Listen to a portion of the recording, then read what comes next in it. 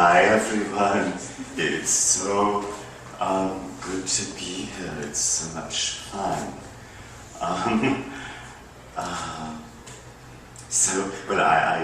I'd like to tell you a short story about my mother.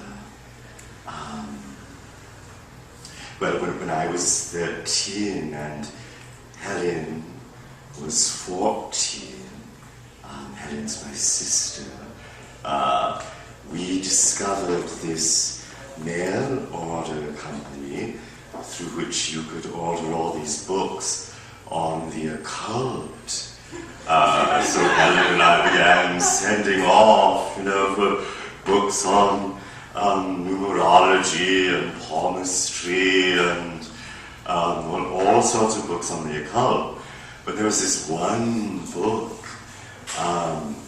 that we were terrified to order, but in the end we could not resist ordering it.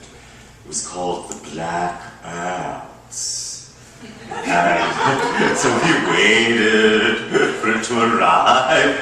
It seemed almost impossible that this book would actually arrive.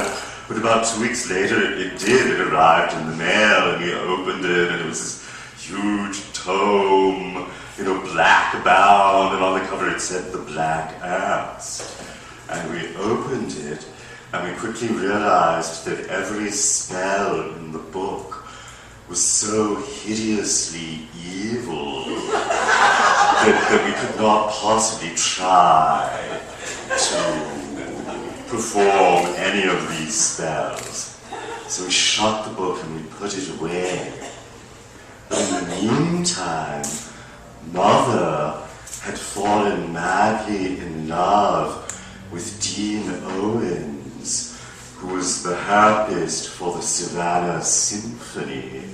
Dean Owens was this shy, retiring gentleman who lived with his mother in this big old house on Jones Street. And one day, Dean Owens invited us to his house for tea. And we got there, and we discovered that Dean Owens was obsessed with monkeys. Everything in his house was in the shape of a monkey.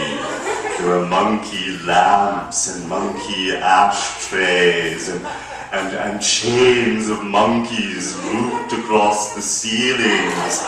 And we had this really fun tea with him, and then we left, and Mother was very, very excited because Mother thought this was a really good omen, because Mother was a monkey in the Chinese zodiac. So when we got home, Mother went immediately and found the Black Arts, and she turned to the section on love spells. And Mother found this spell that she was convinced would make Dean Owens fall madly in love with her. So Mother got a small potted vine, and she kept the vine on the upstairs balcony of our house. And Mother would only water the vine at certain phases of the moon, and she would dance around the vine, and she would incant this spell, which went something like this.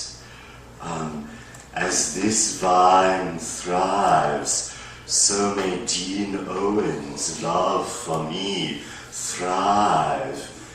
As this vine withers and dies, so may Dean Owens wither and die.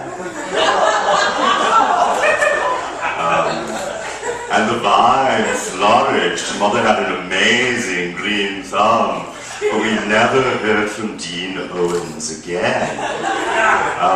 And then summer came, and time for us to head up north for our summer vacation.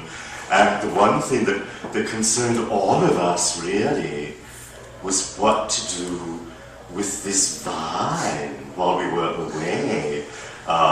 Mother was terrified, to leave it alone or to leave it in the care of anyone else. So eventually we all consulted, and we decided that that the plentiful summer rains of Savannah would amply take care of the vine. So we left, for the north.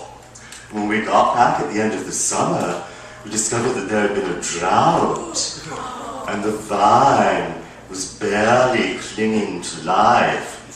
So the first thing that Mother did was she raced to the phone and she called Dean Owens' house. And Dean Owens' mother answered and said that Dean Owens could not come to the phone because he had been suddenly and mysteriously stricken blind. So Mother went mad nursing this vine, and she managed to nurse the vine back to life. And Dean Owens suddenly and equally mysteriously regained his eyesight. And ever since then, Helen and I were deeply fearful and reverential of any plant that Mother cared for. Thank you.